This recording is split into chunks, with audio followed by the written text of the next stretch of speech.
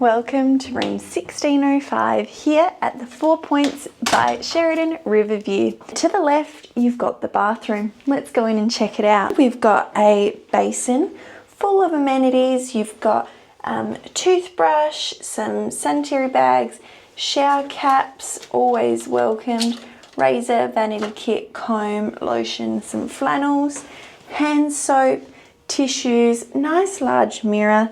And then behind the door, you've got the toilet. It looks like you've got the bidet handle. You've got the bath and shower area. Handheld detachable shower head, which is nice. And behind the door, they've also got a hook for hanging towels. As we leave the bathroom, we come into the main area. In here, this is where you've got your bed, your TV, and your sitting area. On your bed, you've got a lot of pillows, look at that. And next to the bed, you've got an alarm clock, TV remote, phone, as well as some charging cables and lots of buttons. I assume these control all the lights. On the corner of the bed, they've given us a laundry bag and laundry paperwork to fill out if required. Clean air. In order to keep our hotel smoke-free, we charge a $400 cleaning fee if signs of smoking have occurred. Over here, you've got a bit of a working station. Next to the working station, you've got 2 power points, as well as phone and internet connection points. Cute little alcove. Look at this little seating area.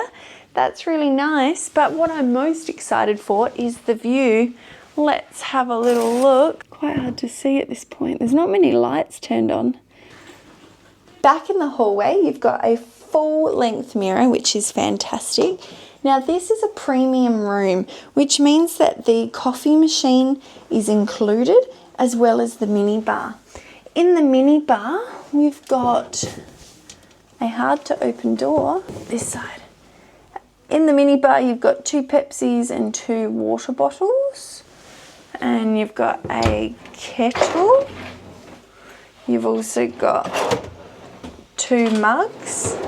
You've also got a tea and coffee section, packet of chips, 2 chocolate bars. Up here we've got the coffee machine, so it's with compliments. And then you've got your pods in here. Espresso, lungo, decaf. In the wardrobe, you've got a safe hairdryer, as well as hangers for hanging things.